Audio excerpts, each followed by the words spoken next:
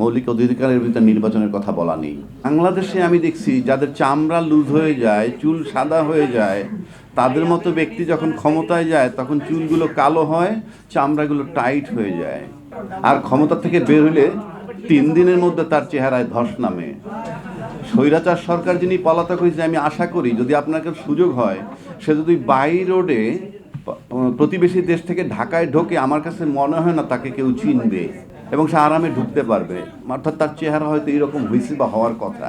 এই কথাটা বললাম যে মানুষ স্বৈরাচার হতে চায় কেন। সম্ভবত নিউজিল্যান্ডের প্রাইম মিনিস্টার 2 বার ক্ষমতায় ছিলেন, তারপর উনি ক্ষমতা ছেড়ে চলে গেছেন যে আমি চালাইতে পারবো না, it's a very big responsibility, এবং তারপরে সেটা ছেড়ে সে প্রফেসর হয়ে কলেজে অধ্যাপনা করছেন। আমি বাংলাদেশে আমার গত 53 বছরে শুনি নাই কোনো মন্ত্রী পদত্যাগ করছেন, কোনো প্রধানমন্ত্রী স্বেচ্ছায় নিজের অযোগ্যতার কারণে পদত্যাগ করছেন আমরা দেখিনি। হয় তাদেরকে জনগণ তাড়াইছে, নয়তো আর্মি তাড়াইছে। কথায় কথায় তারা বলে যে গণতান্ত্রিক সরকার ক্ষমতায় থাকতে হবে, নির্বাচিত সরকার ক্ষমতায় থাকতে হবে, কিন্তু তাদেরকে যারা তাড়াইছিল, তাড়ানোর পর দেশের মানুষ কিন্তু স্বস্তির নিঃশ্বাস ছাড়ছিল। ফলাফল পরে কি হবে সেটা পরের কথা, কিন্তু ওই মুহূর্তে তারা তৃপ্তির ঢেকুর তুলছিল, আলহামদুলিল্লাহ আমরা বাঁচছি। আমরা নির্বাচন করে চিৎকার করি। একটু আগে আলাউদ্দিন কামরুল ভাই একটা প্রশ্ন তুলছেন যে সংবিধানে মৌলিক অধিকারের মানে বলতে যা বোঝায় তার ভিতরে নির্বাচনটা আছে কিনা। আমি ওনাকে আশ্বস্ত করছি যে মৌলিক অধিকারের ভিতরে নির্বাচনের কথা বলা নেই। মৌলিক অধিকারের ভিতরে যা বলা আছে আমরা সবাই জানি, চলাফেরার স্বাধীনতা, কথা বলার স্বাধীনতা, আপনার সম্পত্তির স্বাধীনতা, আপনার জানমালের নিরাপত্তা, আপনার চিকিৎসা পাওয়ার, অন্ন বস্ত্র বাসস্থান ইত্যাদি পাওয়ার, এটা ইনশাআল্লাহ তাআলা এগুলো নিয়ে কেউ ভাবে না। যে দল ক্ষমতা যায় সেই দলের লোকগুলো সচ্ছল থাকে, তাও জনগণকে চুষে। যার লায়ন পার্ট উপর দিকে যায়, উপর দিকে গেলে তারা যখন ব্যাংকে রাখে, সেখান থেকে আবার আবুল বারাকাত, এসালামের মতো লোকেরা হাজার হাজার কোটি টাকা নিয়ে প্রাডো জিপ চালায়, কিছু রাজনীতি ব্যক্তিত্ব কিনে ফেলে।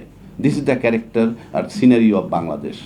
আবার আমরা ইসলামী রাষ্ট্রের কথা বলি, ইসলাম নিয়ে একটা আতঙ্ক আছে বাংলাদেশের লোকের কাছে। সৌদি আরব কিন্তু অনেকে মনে করেন সৌদি আরব ইসলামের model. No, it is not correct, it is not correct, I am telling you.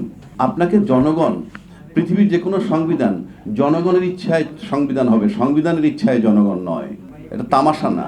আপনি যখন ইসলামী রাষ্ট্রের কথা বলবেন কিংবা মুসলিম অধ্যুষিত দেশের কথা বলবেন, আপনার কাছে মডেল ইরান কিংবা আফগানিস্তান আসে কেন? আপনাদের কাছে ইন্দোনেশিয়া, মালয়েশিয়া, তার্কি কেন আসে না? ওই দেশে কি ইসলাম নাই? বিখ্যাত দার্শনিক ফ্রান্স থেকে গেল তার্কি থেকে ফ্রান্স গেল, ফ্রান্স ঢুকে গেছে, সে তো তার্কির ভদ্রলোক, ইসলামী চিন্তাবিদ। 2 দিনের কথা বলে সে 7 দিন পরে আসছে। সাংবাদিকরা তারা জিজ্ঞেস করলো, আপনি একটা মুসলিম কান্ট্রির একজন বিখ্যাত দার্শনিক, ফ্রান্স গিয়ে 2 দিনের কথা বলে 7 দিন ছিলেন, কি পেয়েছেন সেখানে?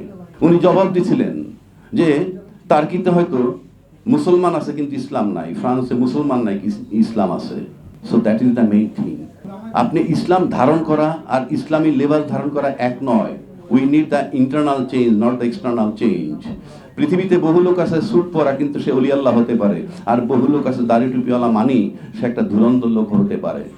ইট should not be the model of Islam. আপনি যান তার্কি দেখবেন, এমন একটা লোক সবাই দাঁড়ায় রয়েছে নামাজ পড়বে, হঠাৎ করে একটা প্যান্ট শার্ট পরা, হাফ শার্ট পরা একটা লোক এসে নামাজ পড়াচ্ছে, তার মুখে দাঁড়িয়েও নাই, তা নামাজ হবে না? কেননা আল্লাহ দেখেন দিলের হাল। আল্লাহ তো আপনার আউটার গার্মেন্টস দেখেন না, আপনার ইনার গার্মেন্টস দেখেন। সব ইসলামী যারা চিন্তা করেন তাদেরকে এইভাবে ভাবতে হবে। আপনি খালি কথায় কথা ইসলাম বললেই হবে না। আমাদের সাধারণ লোকের কাছে আল্লাহ একটা আনসিন বিষয়। আমাদের কাছে আছে কে? মুহাম্মদ ছাড়া তো আমাদের কাছে কিছু নাই। মুহাম্মদও বলে গেছে আল্লাহকে দেখা যায় না। সেই আল্লাহকে তো I cannot make him the model, rather you can make the model. আমাদের রাসূল পাককে বানাইতে পারেন। রাসূল পাককে বলা হয়তো লিভিং কোরআন, যে যেদিকে ঘাড় ঘুরাইতো 18 জন মাখলুকাত সেদিকে ঘুরতো, ইনি ছিলেন রাসূল পাক। ফ্যাসিস্ট রাষ্ট্র ব্যবস্থা ও নির্বাচন। আমার হাতে যে সংবিধানটা আছে, দেখেন আপনাদের সুবিধার্থে একটা সংবিধান আমি নিয়ে আসছি। কেউ দায়িত্বশীল ব্যক্তি বলেন, সংবিধান নিয়ে কেউ যদি কোনো কথা বলে, সংবিধানের বিরুদ্ধে যদি কেউ কোনো কথা বলে, তাহলে রাষ্ট্রদ্রোহী হবে। তাদের একটাই স্বপ্ন, নির্বাচন সামনে আসছে, নির্বাচনটা করে ক্ষমতায় যাবেন। অথচ এই যারা নির্বাচনের জন্য অস্থির, তারা কিন্তু বিগত 18, 14, 18, 24 নির্বাচনে যাননি। কেন যাননি? যে লেভেল প্লেইং ফিল্ড নাই। লেভেল প্লেইং ফিল্ড নিশ্চিত করে কে? প্রশাসন, অর্থাৎ নির্বাচন কমিশন। এবং সেই দোহাইতে তারা নির্বাচনে যান নাই, অথচ আজকে তারা নির্বাচনে অস্থির, কারণ লেভেল প্লেইং ফিল্ড নাই, এটা তারা নিশ্চিত।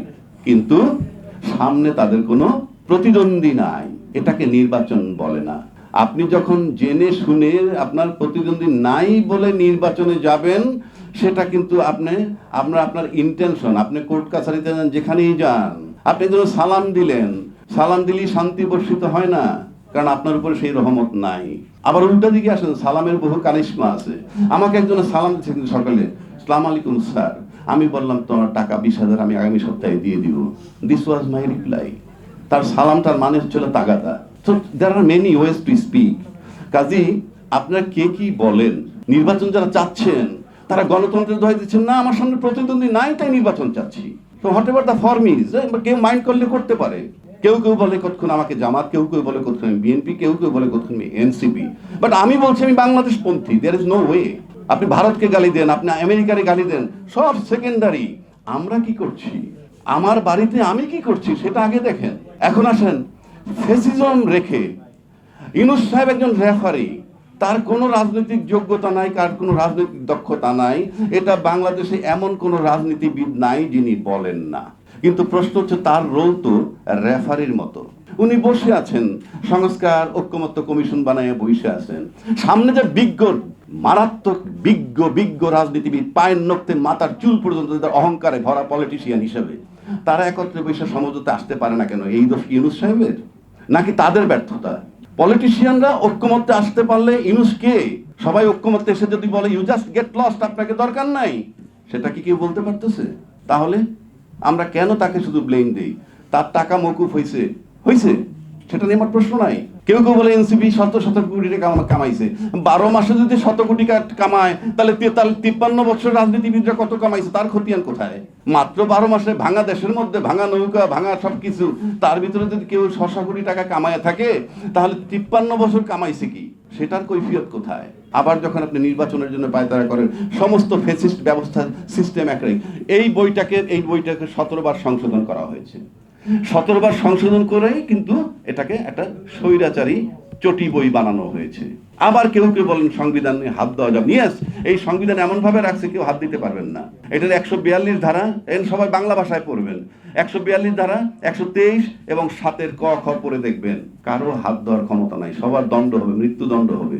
কারণ এই সংবিধান এমন ভাবে করে গেছে, আপনি কোনোভাবে হাত দিতে পারবেন না, সংশোধনও করতে পারবেন না। সংশোধন করতে তু থাকবে, তা কিভাবে? সব বলা আছে। এইবার আসেন, 123 ধারায় নির্বাচনের কথা বলা আছে। আমার মনে হয় এখানে অনেক বিজ্ঞ সাংবাদিক আছেন, আপনারা সবাই জানেন যে এই বইটির ভিতরে বলা আছে সংসদ ভেঙে যাওয়ার পর 90 দিনের মধ্যে নির্বাচন। আশা করি সবাই জানেন। সংসদ ভেঙে গেল 8ই অগস্ট 2024, তাহলে সেই মোতাবেক নির্বাচন হওয়ার কথা 7ই নভেম্বর 2024। এরপরে নির্বাচন কমিশন নির্বাচনের ডেট ফেব্রুয়ারি 2026 দিল। কোন আইনে? এবং এই সংবিধানে বলা আছে প্রধানমন্ত্রী ক্ষমতায় থেকে তারপরে নির্বাচন করবেন, এই আইনটায় বলা আছে। কিন্তু ইউনূস সাহেব তো চিঠি দিচ্ছেন নির্বাচন কমিশনে, তুমি নির্বাচন করো। ইউনূস সাহেব কে? অন্তর্বর্তীকালীন সরকার। অন্তর্বর্তীকালীন সরকার বলতে এখানে কিছু বলা নাই। আমি চ্যালেঞ্জ করলাম, সবাই দেখতে পারেন। যেই সরকার কথা এই বইতে বলা নাই, সে এই বইটা চালাবে কিভাবে? Very simple.